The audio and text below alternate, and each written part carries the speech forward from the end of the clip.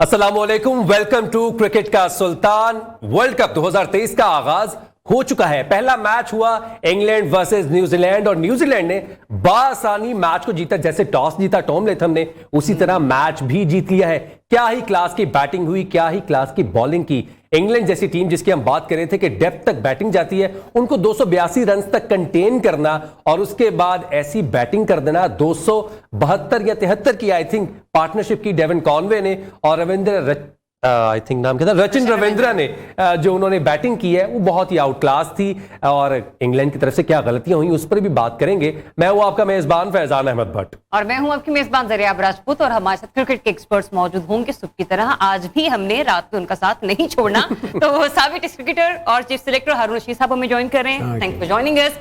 और साबिक test cricketer Abdurrahman साहब हमें ज्वाइन कर। Abdurrahman, thanks for joining us as well. अब बड़ा मजे का मैच रहा वैसे तो आज का। मैं कहती हूँ चारों शाने चित कर दिया गया इंग्लैंड को। तो मेरे ख्याल से इससे पहले कि हम डिटेल्स की तरफ बढ़े, तबसरों की तरफ बढ़े, तो देखिए जरा आज की हाइलाइट्स एक पैकेज की सूरत। आज पूरे ग्राउंड में रविंद्र ही होता रहा और मेरे ख्याल से हमें ट्रांसमिशन का स्टार्ट भी रचिन रविंद्रा के नाम करना चाहिए, इतनी बेहतरीन परफॉर्मेंस और प्लेयर ऑफ द मैच बनने के बाद। हारून साहब, बिल्कुल, इसमें तो कोई शक नहीं है। आई थिंक इस मैच के ऊपर बड़ी हाइप थी और हम सब एक्सपेक्ट कर रहे थे कि इंग्लैंड को फेवरेट करार दिया जा रहा था कि जी ये टीम बहुत ही स्ट्रांग है।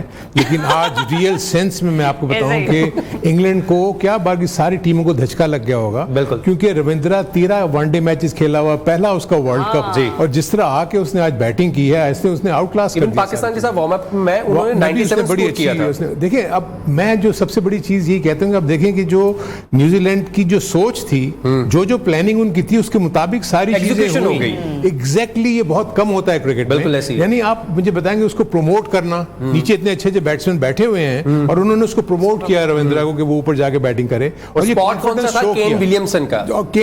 केन विलियमसन नहीं, वो उनकी स्ट्रेटेजी में तो नीचे तो मिचेल भी बैठे हुए थे, बहुत सारे और प्लेयर्स बैठे थे, फिलिप्स नीचे बैठे हुए थे, तो उन्होंने इसको भेजा और उसके बाद उसने जिस तरीके से बैटिंग की, अगर हम उसको ठीक है, उसको तारीफ तो हमें करनी चाहिए रविंद्रा की और कॉनवे की कि उन्होंने बड़ी अच्छी बैटिंग की। लेकिन अगर आप देखें तो जो बहुत बड़ा फर्क था ना कि न्यूजीलैंड ने जितना भी डिस्प्ले किया बहुत ही प्रोफेशनल डिस्प्ले था। बॉलिंग अगर की है तो लाइन पे की है, फील्डिंग की है तो आउटस्टैंडिंग की है, बैटिंग की है तो आउटस्टैंडिंग की है। अगर आप इंग्लैंड को देखेंगे तो अच्छी ग्रिप में लेके बैटिंग में लूज किया अपने आप को और बॉलिंग चारों तरफ की। देखिए, बड़ा मुश्किल होता है किसी भी कैप्टन के लिए कि अगर एक बॉलर अपनी फील्ड के मुताबिक बॉलिंग नहीं कर रहा तो उसको तो रन्स पड़ेंगे ही पड़ेंगे। और वो समझ रहे थे कि शायद वुड जो आगे वो बहुत तेज बॉलिंग करके इनको डरा के धमका के आउट कर लेगा, उसको 5 ओवर में 55 रन पड़ गए। सो दिस शोज के अब टीमों को ये देखना पड़ेगा कि आप हर टीम को आप ये समझेंगे कि ये आपको बीट कर सकती है। This is what we call a team work, कि बॉलिंग भी चली, फील्डिंग भी चली और बैटिंग भी चली। रहमान भाई पीछे से कुछ कर रहे थे क्योंकि ही प्रेडिक्टेड कि न्यूजीलैंड विल विन और उसके क्रेडिट आपको जाता है। तो मुझे लग रहा था कि जैसे ये वार्म अप गेम्स खेले, उससे ये लग रहा था कि ये शोज के इनका टीम वर्क बहुत अच्छा है, जो आज भी इन्होंने बताया। रविंद्रा ने जो बैटिंग की है, जो बॉलिंग का गुस्सा था ना उसका, वो भी उसने निकाला है, क्योंकि उसको 10 ओवर में 78 के 80 रन पड़े हैं। लेकिन पूरी कर दी उन्होंने अपनी। लेकिन आके फिर उसने बैटिंग में अपनी टीम को एक वन साइडेड इन दोनों ने कर दिया, which is very good thing for New Zealand, क्योंकि ये पूरा वर्ल्ड कप एक पहला गेम जो ऐसा जाता है ना, इससे जितने भी एग्जैक्टली वो पूरे पूल के लिए जो उनकी पूल की टीमें हैं, उनको अब ये जितने भी मैचेस खेलेंगे इनसे बहुत बैकफुट पे रहेंगे और ये फ्रंट पे रहेंगे, क्योंकि इतनी बड़ी परफॉर्मेंस के बाद जब जीतते हैं ना तो बाकी मैचेस आपको 37वें ओवर में इन्होंने अपना टारगेट अचीव किया है, जो कि बहुत बड़ी बात है। एग्जैक्टली, टारगेट भी छोटा नहीं है। आप देखें 280 रन है, 282 रन है, आपने 36 ओवर में, आसान भाषा में इसको कहते हैं पौने 300 एग्जैक्टली और इतनी आसानी से। और आपकी जो खूबसूरत क्रिकेट की खूबसूरती थी ना, इन दोनों प्लेयर्स ने दिखाई है। जो ग्राउंड्स के कुछ चीजें होती हैं कि माय पॉइंट ऑफ व्यू कि जब टारगेट चेज करते हैं, आपकी विकेट गिरती है तो आप अपिश खेलने की कोशिश करते हैं, लेकिन इन दोनों प्लेयर्स ने फास्ट बॉलिंग हो, स्पिनर्स को नीचे खेला, नीचे रन्स बनाए, कि ये क्रिकेट की खूबसूरती आती है। उन्होंने बेस सेट की ग्राउंड शॉट्स खेलने के बाद, और उसके बाद जो उन्होंने कहते हैं डिस्प्ले किया अपने मैक्सिमम शॉट्स का, जो लॉफ्टेड शॉट्स खेली हैं वो भी कमाल थी। जब बल्ले से बॉल निकल रही थी तो पता चल रहा था कि ये बॉल स्टैंड्स में जाके ही गिरेगी। एग्जैक्टली, वुड ने जितनी तेज बॉल की है उन्होंने उतना तेज रिप्लाई दिया उसको, और ये नहीं कि उन्होंने विद द बॉल जिधर बॉल मेरिट पर खेला, उसको इतना मेरिट पे खेला है और इतना खूबसूरत बनाया कि लग रहा था कि वर्ल्ड कप की टीमें दो खेल रही हैं। तो जो मुझे एक थोड़ा सा आज थोड़ा फील आया कि ग्राउंड में क्राउड नहीं था। नहीं था। वर्ल्ड कप की ओपनिंग थी, इतना बड़ा स्टेडियम था, इतनी ज्यादा खुशी थी, दो टीमें ऐसी थी जो लास्ट वर्ल्ड कप की दोनों फाइनलिस्ट थी, वो खेल रही हैं, तो स्टेडियम में मेरा नहीं ख्याल के 1000-2000 से इस पे हम बिल्कुल अपनी ट्रांसमिशन में डिस्कशन अभी कंटिन्यू करेंगे और उस पर जरा डिटेल बात भी करना, क्योंकि बड़ा बेहतर होगा इसलिए, क्योंकि कल नीदरलैंड और पाकिस्तान का मैच है। लेकिन हारून साहब, हम लोग सुबह भी जब बात कर रहे थे, मैंने कहा था ना कि बाज़-औक़ात पूरा मैच खत्म हो जाता है और आपको समझ नहीं आती तो इंग्लैंड के साथ कुछ ऐसा हुआ। दूसरा ये, आप और मैं जब ट्रांसमिशन के बाद रूम में जाकर बैठे तो आप कहते हैं कि जरा आप, ये जो न्यूजीलैंड की तरफ से बॉलिंग हो रही ना, ये स्लो बॉल है, लेकिन इंग्लैंड अभी भी इस बॉल को बेहतरीन तरीके से खेल नहीं पा रहा है। तो वो कैलकुलेशन आपकी, ये सामने रिजल्ट है उसका। देखें, उसका रीजन एक ये था, आप देखें कि हम क्रिकेट की इस्लाम में ये कहते हैं कि आज किसी प्लेयर का दिन है या आज किसी टीम का दिन है, तो आई थिंक आज न्यूजीलैंड का ओवरऑल दिन था, क्योंकि वो जो चीजें उन्होंने की वो पे की। आप देखिए, फिलिप को 1 ओवर के लिए लाता है, वो प्राइज विकेट ले लेता है, उसके बाद सेकंड जब वो रूट सेट हुआ है, फिर वो उसको 1 ओवर के लिए लाता है और वो उसको आउट कर लेता है। सो ये अमूमन ऐसी चीजें जो होती है वो तो नॉन रेगुलर बॉलर है। सो वही ये चीज होती है, कैप्टन कोई गैम्बल करते हैं, जब वो पे हो जाए तो वाह हो जाती है, अगर वही गैम्बल पे ना हो, सब कहते हैं जी कप्तानी हाई हो जाती है कि कप्तानी बुरी होगी। सो मेरे अपने नजदीक आई थिंक उनकी गेम प्लान बहुत ज़बरदस्त थी, जो मुझे नजर आया, क्योंकि मैंने ये देखा कि उन्होंने जो फील्डिंग सेट की हुई थी ना, स्पिनर्स ने वही बॉलिंग की। आप देखें कि कॉट बिहाइंड हुए, ऑफ स्टंप नहीं छोड़ी, बिल्कुल जो भी एक लेंथ बॉल और ऑफ स्टंप करते रहे। हाँ वही, और अगर वही मैं इसलिए कह रहा था, जो डिफरेंस मैंने देखा इंग्लैंड का और उसका, इंग्लैंड ने तो चारों तरफ बॉलिंग, अगर आपके पास पिच मैप हो तो आपको साफ पता लग जाएगा कि कितनी एक्यूरेट बॉलिंग जो है वो न्यूजीलैंड ने की और कितनी लूज बॉल्स जो है वो इंग्लैंड ने की। सो यही तो रीजन थी कि जो प्रेशर बैट्समैन भी, जैसे रहमान भी बात कर रहे थे कि डॉट बॉल का प्रेशर, वो यही है कि जब आप एक ही जगह पे बॉलिंग करते रहेंगे, बैट्समैन के ऊपर प्रेशर आएगा। अब देखें ना, इंग्लैंड के पॉइंट ऑफ व्यू से मैं फील करता हूं कि उन्होंने 2 ब्लंडर्स जो डेफिनेटली किए हैं सिलेक्शन में मेरे अपने नजदीक। आई थिंक एक तो बेन स्टोक को उन्होंने आज नहीं खिलाया, शायद वो ओवर कॉन्फिडेंट थे, प्लस 2 T20 के स्पेशलिस्ट लिविंगस्टन और हैरी ब्रोक को आप उसको वनडे के ऊपर लाके उनके फोकियत दी, और दूसरा आपने रॉय को ड्रॉप करके आपने ब्रूक को लेकर आया। अभी अर्ली है, चीज ऐड करना चाहूंगा, जो बेसबॉल हम बात करते हैं, इंग्लैंड ने जब बेसबॉल क्रिकेट शुरू की ब्रेंडन मैकलम के आने के बाद, उनको टेस्ट में भी कई जगहों पर वहां पर मैच हारे, लेकिन वो उसको बैक करते थे कि हम ऐसे ही क्रिकेट खेलेंगे। आज भी शायद वो चीज थी कि बेसबॉल की तरफ गए, उन्होंने अटैकिंग क्रिकेट खेली। वो तो ट्रेंड तो बन गया है। देखिए, वो तो रॉय भी इसी तरह ही खेलता है। व्हाट आई मीन टू से इज कि एक्सपीरियंस की जो बात होती है ना, एक्सपीरियंस ऑफ किसी पर्टिकुलर उसके, so I think it's too early. England still make a comeback, ऐसा नहीं है बिल्कुल ऐसे ही है। हम समझे उसको, वो आएगी, टीम वापस आएगी। उन्होंने जो भी आज गलतियां की होंगी वो जाके देखेंगे और वो ये डिस्कस करेंगे। उसके बाद वो जब आएंगे तो एक प्रोफेशनल यूनिट है, वापस आएगा वो। लेकिन मेरे अपने नजदीक, क्योंकि ये 2 क्रंच मैचेस जो अच्छी टीमों में हो ना, तो एक टीम ने तो हारना होता है, बिल्कुल ऐसे, लेकिन जो टीम जीत जाती है उसको एडवांटेज हो जाता है आगे जाकर मैचेस में। सो जो कि अब न्यूजीलैंड को पहले ही मैच में मिल गया, क्योंकि यू नेवर नो कि न्यूजीलैंड आगे जाके मे बी साउथ अफ्रीका से हार जाए, मे बी पाकिस्तान से या इंडिया से। सो कहीं ना कहीं तो हिकअप्स आएंगे। प्रेशर बिल्ड कर चुका है वो through out the world cup, क्योंकि रहमान, हमने देखा कि विलियमसन, टिम साउदी, लोकेफर ग्रोसन, ब्रेसवेल जैसे खिलाड़ी नहीं थे, इसके बावजूद न्यूजीलैंड ने मैं कहती हूँ ऐसे खूबसूरत परफॉर्म किया ना कि दाद देनी बनती है। लेकिन इंग्लैंड ने क्या कोताहियां और गलतियां की कि उसको इस सब कुछ का सामना करना पड़ा? देखिए कि सेट बैट्समैन जब आप क्रीज पे खेल रहा होता है, तो उसका एक सीनियर प्लेयर्स भी खेल रहा हो, तो उसका पूरा टाइम 50 ओवर्स उसको खेलने चाहिए। आप देखें कि आखिरी 4 के 5 ओवर इंग्लैंड की टेल खेल रही थी, जिसमें आदिल रशीद और वुड ने तकरीबन को 30 रन ऐड किए, 30 से 35 रन उन्होंने ऐड किए आखिरी 4 से 5 ओवर में। अगर यही इनका हॉक्स खेलता रहता, जॉय रूट गलत टाइम पे शॉट सिलेक्शन गलत मार गई, बटलर थोड़ा जल्दी कर गया, अगर ये 2-3 पार्टनरशिप लगती तो ये 350 रन थे। उनके पास भी बड़े ओवर्स पड़े थे, ये नहीं कि उन्होंने गलत सिलेक्ट मार दी तो चले गए, लेकिन रॉन्ग टाइम था। अगर ये पार्टनरशिप बिल्ड करते रहते, देखे कि 9वें नंबर पे आदिल रशीद आ रहा है, 10वें नंबर पे, कि इंग्लैंड के पास बैटिंग भी 10 नंबर तक है, वुड ने भी आज अच्छी बैटिंग की है, तो फिर ये ऐसी चीज है कि जो मिसिंग रह जाती है। आप टारगेट 350 करते, न्यूजीलैंड पे डिफरेंट प्रेशर होता, लेकिन न्यूजीलैंड को दोनों चीजों में क्रेडिट जाता है कि उन्होंने बॉलिंग बहुत अच्छे एरियाज में की। रहमान, अगर हम पिच की बात करें, पिच ने जब पहले इनिंग्स में परफॉर्म किया है बॉल टर्न भी कर रही थी और थोड़ी सी पेस निकल भी रही थी, लेकिन इन द सेकंड इनिंग्स हमें वो चीजें नजर नहीं आई। आदिल रशीद बॉल करते नजर आए, लाइम लिविंगस्टन ने बॉल की, लेकिन वो टर्न नजर नहीं आया। ये शायद बैट्समैन ओवरकम कर गए उस टर्न को, या फिर पिच उनका साथ नहीं दे रही थी इन सेकंड इनिंग्स, क्योंकि under the lights ball differently behave करती है। और हो सकता है कि ड्यू फैक्टर भी हो, क्योंकि ऑब्वियसली हमें ग्राउंड सिचुएशन का नहीं पता है। आप वहां पे खेले हुए इंग्लैंड इंडिया में, तो व्हाट वुड यू से? मैं सुबह हारून भाई भी एक बात कर रहे थे, बड़ी अच्छी बात इन्होंने की थी कि बड़ी पेस से कुछ स्पिनर हमारे भी बड़ी तेज बॉलिंग करा रहे हैं, लेकिन आपके न्यूजीलैंड के स्पिनर को देखें कि उसने लेफ्ट आर्म सेंटर ने क्या बॉलिंग की है, उसकी क्या वेरिएशन थी, फ्लाइटी डिलीवरीज कर रहे थे। वो 44 ओवर भी करने आया ना, तो उसने वो चीज नहीं छोड़ी कि मुझे छक्का पड़ जाएगा। ये जीतदारी वाली बात होती है, जब आप कैप्टन का बहुत बड़ा एज होता है आपको इस मौके पे लाना। उसने 40 ओवर के बाद फिलिप्स को भी लाया और उसने एक विकेट दिलवा दी, तो ये कैप्टन को कॉन्फिडेंस होता है। तो आप जब तक वेरिएशन यूज नहीं करेंगे, आपके दिल में डर बैठा रहता है कि मुझे बाउंड्रीज लगेंगी। ये मैंने सुबह भी शो में कहा था, जब आप विकेट बाय करने जाते हैं तो आपको रन्स पड़ते हैं। ऐसे ही इंग्लैंड आज उन्होंने फुल जोर लगाया कि हमें अर्ली एक सेकंड ओवर आपको विकेट मिली, फिर उन्होंने एकदम से और तेज जोर लगाना शुरू किया, जिसकी वजह से वो वेवर्ड हो गए। उन्होंने चारों तरफ बॉलिंग करनी शुरू कर दी, क्योंकि वो इतने प्यारे स्ट्रोक्स ओवर ट्राई कर रहे थे। एग्जैक्टली। और मुझे एक और चीज भी लगी कि ये ओवर कॉन्फिडेंस भी थे, जैसे हारून भाई ने कहा कि हम आराम से न्यूजीलैंड को पकड़ लेंगे, लेकिन रही बात स्पिनर, लास्ट सीरीज वाली बात थी, लेकिन वो इंग्लैंड में थी। This is India, different pitches, different situations, और स्पिनर्स के इधर रोल बहुत इंपॉर्टेंट। आपके 20 अब देखिए, उसको 10 ओवर में 2 विकेट ले गए, 80 रन बने, उसको 10 ओवर में 80 रन बने, उसको 10 ओवर में कितने रन बने? 40। उसने अब पूरा बैकअप दिया अपने उस साथी को। दोनों ने एक एंड से बॉलिंग भी की है, इकट्ठे बॉलिंग भी की है। अगर उसको रन पड़े, उसने 2-3 को ओवर किया।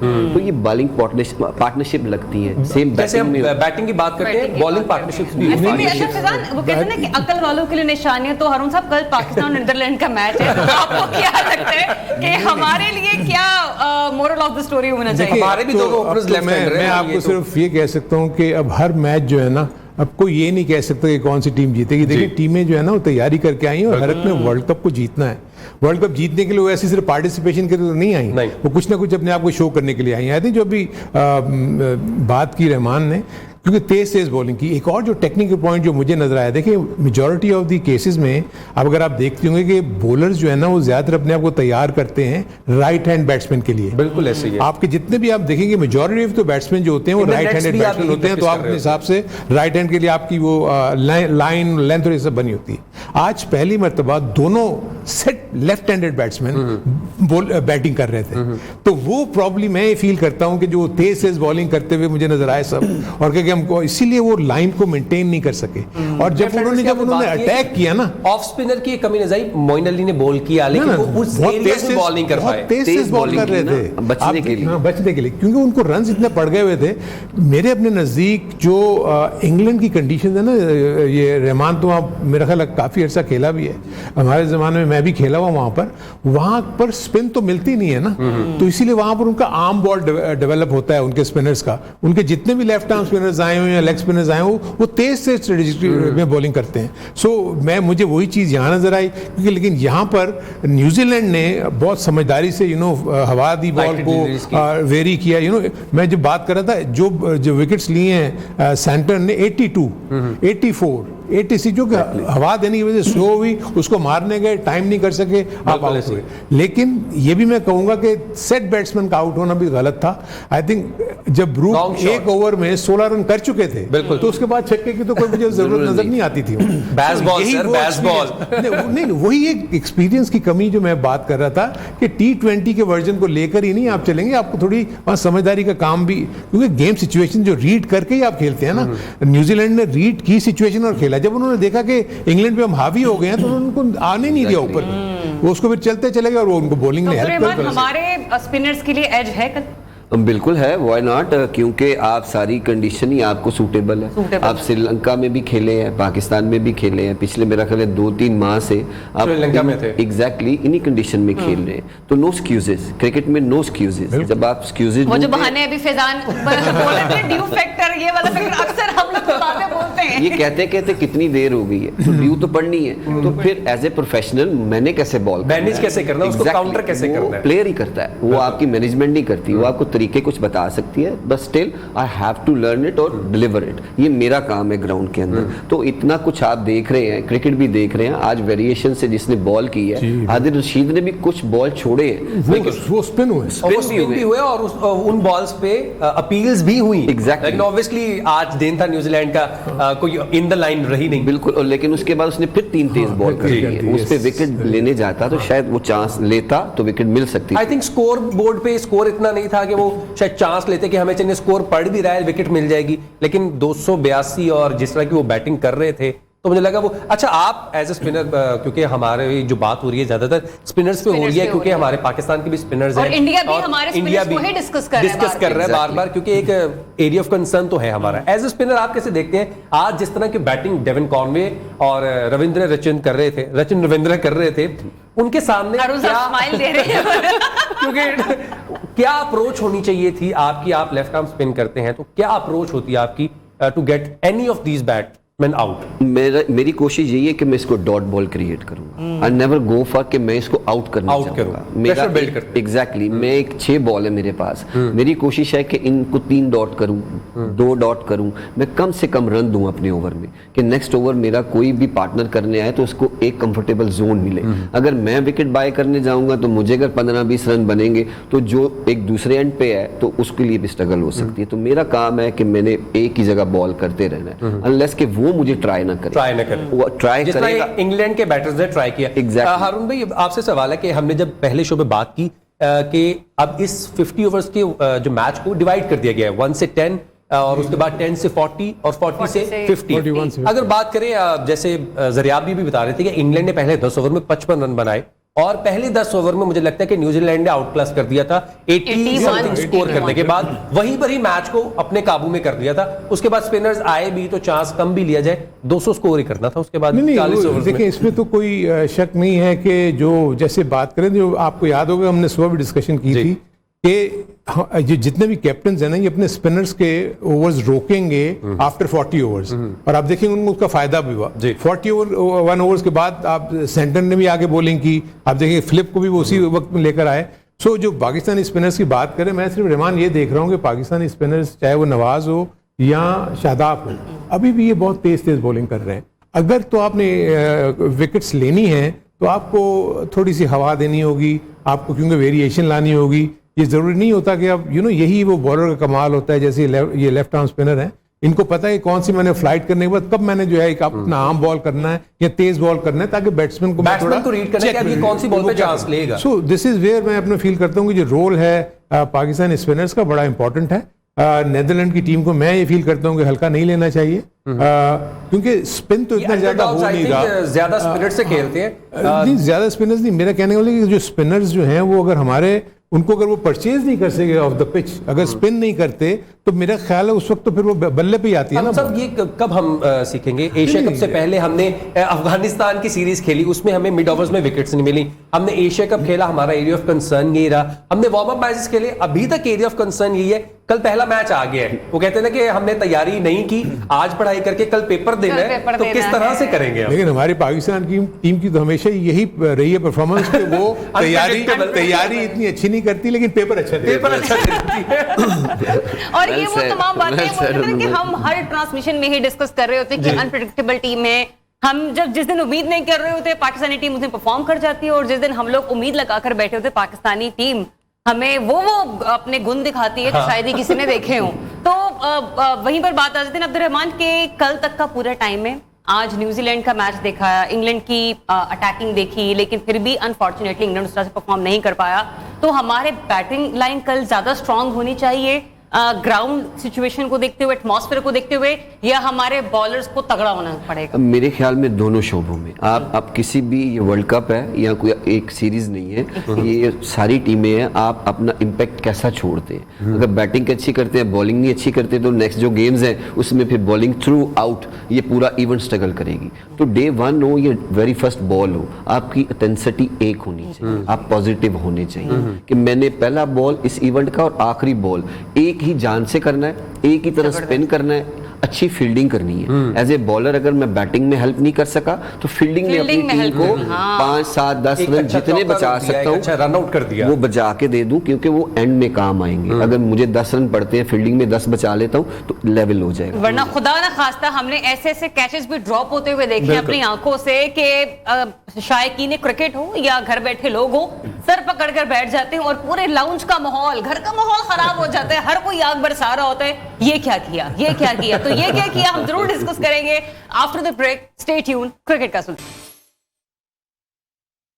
जी तो welcome back once again. Cricket का सुल्तान हमारी वर्ल्ड कप ट्रांसमिशन इस वक्त जारी है और जहां हमने आज के मैच को डिस्कस किया, वहीं आज के मैच में एक बड़ा कुछ खास हुआ जिसे हमने नहीं पूरे चाहे इंडिया का मीडिया हो, हाँ बिल्कुल पूरी दुनिया की मीडिया ने उसे डिस्कस किया और उस पर हमने फिर ये भी देखा कि पाकिस्तान के जो स्टेक होल्डर्स हैं उनकी तरफ से न सिर्फ ये कोशिश की जा रही है कि इस फ्लॉ को फुलफिल किया जाए, बल्कि इस इशू को एड्रेस भी किया जाए। और वो मामला ये था कि आज का पहला मैच, लेकिन स्टेडियम हमें खाली नजर आया। सिचुएशन क्या रही आज दिन भर, देखिए अहमदाबाद का क्रिकेट ग्राउंड। खाली कुर्सियां, खामोश तमाशाई, शर्म से डूब मरे बीसीसीआई। इफ्तिताही मैच में इंग्लैंड और न्यूजीलैंड की टीमें 1,30,000 की गुंजाइश वाले नरेंद्र मोदी स्टेडियम में मद्दे मुकाबिल। वर्ल्ड कप मैचेस शुरू होने से पहले ऑनलाइन बुकिंग वेबसाइट ने तमाम टिकट्स फरोख्त होने का दावा किया था, जो बज़ाहिर इफ्तिताही मैच में झूठा निकला। सोशल मीडिया पर भी शायकीन की जानिब से भारतीय क्रिकेट बोर्ड को तनकीद का सामना और साथ ही खाली स्टेडियम की तस्वीर और वीडियोस शेयर की जा रही हैं। दूसरी जानिब साबिक भारतीय क्रिकेटर वीरेंद्र सहवाग ने स्टेडियम में मुफ्त एंट्री का मुतालबा कर दिया। भारतीय मीडिया का कहना था कि हुक्मरान जमात बीजेपी ने मुफ्त चाय और लंच के फ्री वाउचर्स भी स्टेडियम भरने के काम न आए। अरुण भाई आपने देखा पहला मैच था, मुझे क्या लग रहा है कि शायद ओपनिंग सेरेमनी नहीं थी जो कि क्राउड को पुल नहीं कर पाई,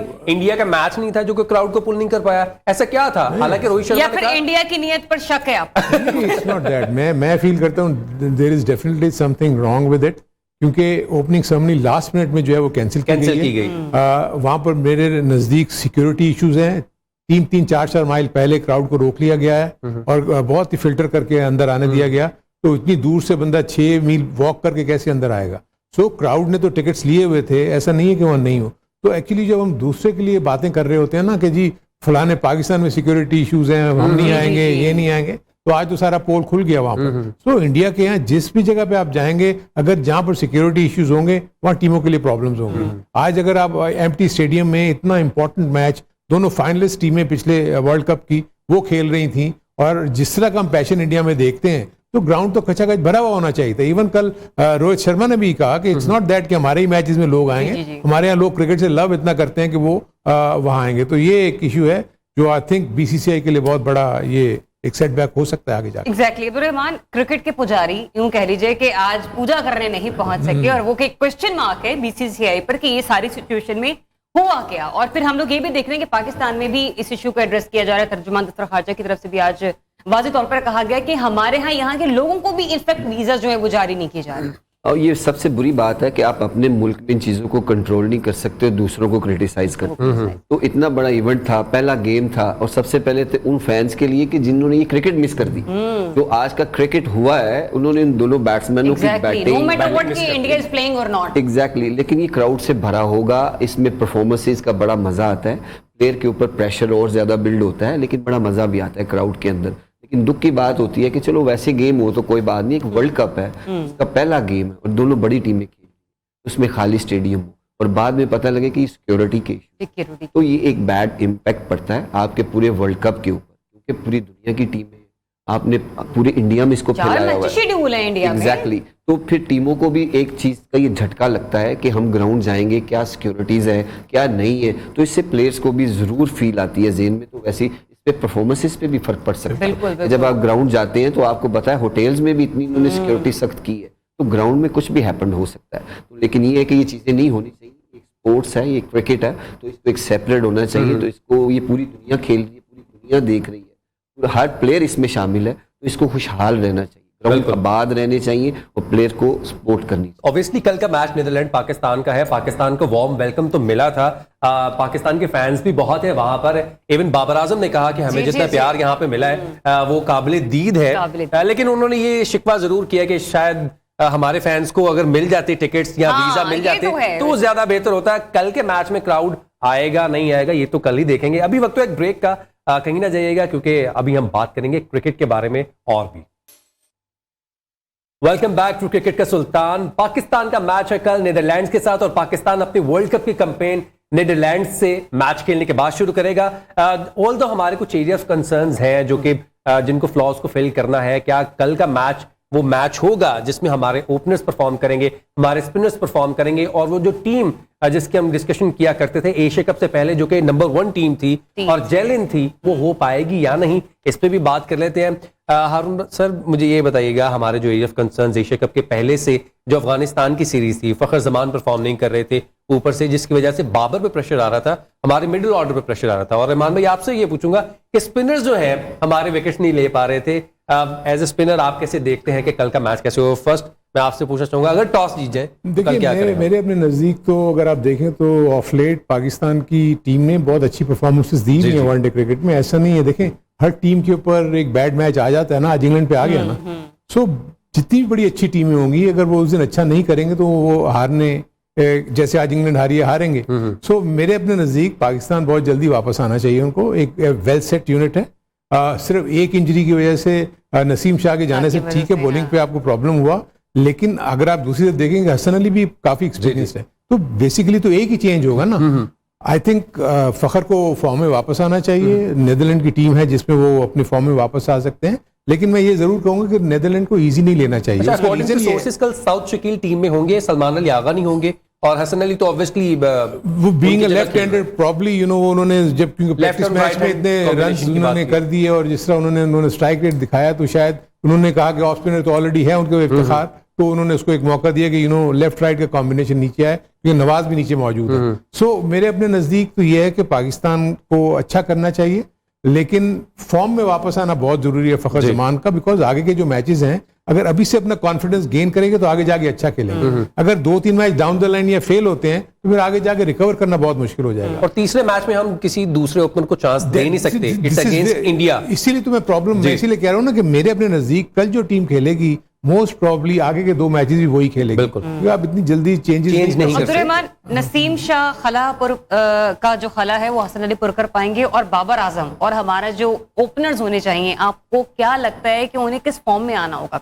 फॉर्म में तो प्लेयर्स हर टाइम यही चाहता है कि वो प्लेयर्स ये नहीं चाहता कि मैं बुरी परफॉर्मेंस रहूं, क्योंकि वो हंगर्स उसके अंदर होती है। और जब किसी से परफॉर्म नहीं हो रहा होता तो फिर वो ज्यादा अपने ऊपर काम कर रहा होता है, रिबेलियस एक एटीट्यूड होता है। तो जैसे हारून भाई ने कहा कि क्रिकेट इज नॉट इजी, कोई भी टीम वो भी वर्ल्ड कप खेल रही है, अच्छी है तो वर्ल्ड कप के अंदर, तो ये नहीं है कि वो आप उसको समझिए बहुत हल्की। तो ऐसा हम पहले भी कर चुके हैं, आयरलैंड से हारे हुए, तो ये बड़ा थ्रू आउट टूर्नामेंट एक सेटबैक हो जाता है, आप किसी ऐसी टीम से हार जाओ। और ओपनर्स का जितना आप स्टे पिच पे करें, 20 ओवर डिफरेंट क्रिकेट है, अगर आपकी फॉर्म नहीं है, माय पॉइंट ऑफ व्यू कि आप जितना पिच पे रहेंगे, जितना टाइम गुजारेंगे, उतनी आपकी फॉर्म वापस आती जाए।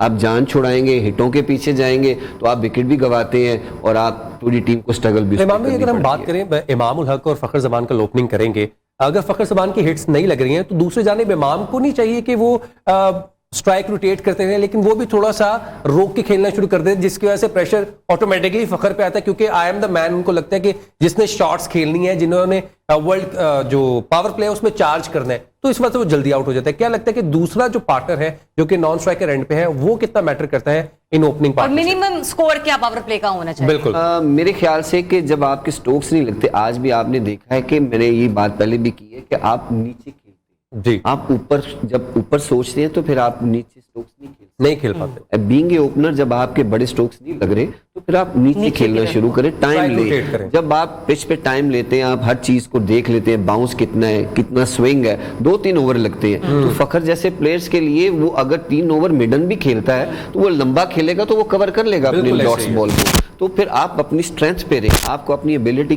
पता होनी चाहिए कि यार मैं टीम के लिए कितना जरूरी हूँ। मैं 50 ओवर भी अंदर खड़ा रहूं तो मैं अपने बॉल स्ट्राइक रेट अपनी हर एवरेज समझ के पूरी कर सकता हूँ, मेरे पास इतनी शॉट्स हैं। फिर आप अपने पे ट्रस्ट न गवाएं, दूसरे तो गवाते ही हैं, लेकिन जब आप पिच पे जाते हैं तो I am the best teacher, मैं खुद ही उस्ताद हूँ, खुद ही सारा कुछ करना है, तो मैंने ही इस प्रेशर को हैंडल करना है। आपने बात की स्पिनर्स की, ये ऐसी टीमें हैं कि इनके अगेंस्ट भी अगर आपको, मेरा हमेशा यही कहना है, आपने विकेट्स बाय करने नहीं जाना, आप डॉट्स करने जाना। एग्जैक्टली अगर इनके अगेंस्ट आपने 70 रन खा लिए तो बाकी टीमों के अगेंस्ट फिर आप 80-90 रन नहीं खाएंगे। बिल्कुल तो ऐसे ही है। ये वो टीमें हैं कि जिनके अगेंस्ट आप अपनी लाइनो लेंथ, अपनी वेरिएशन को आप इंप्रूव कर सकते हैं, तो आपकी मिसिंग है। जरूरी नहीं है कि आप टीम को 4 आउट कर दें, आप 10 ओवर में 40 रन दें, 1 आउट करें, लेकिन वो टीम को बेनिफिट होगा। अगर आप 10 ओवर में 70 या 80 रन खा के 1 आउट करेंगे तो इससे टीम को कोई बेनिफिट नहीं है। आप एज ए ऑलराउंडर जरूर है, लेकिन मेन बॉलर है, आपको 5 बॉलर पिक करने होते हैं पहले, फिर ऑलराउंडर उसी में ही आते हैं। अगर मेरी बॉलिंग ही अच्छी नहीं है तो मैं बैटिंग में क्या कर सकता हूँ टीम के लिए? मेरी मेन जो जॉब है वो बॉलिंग है, वो मुझे उसमें इंप्रूव करना। बिल्कुल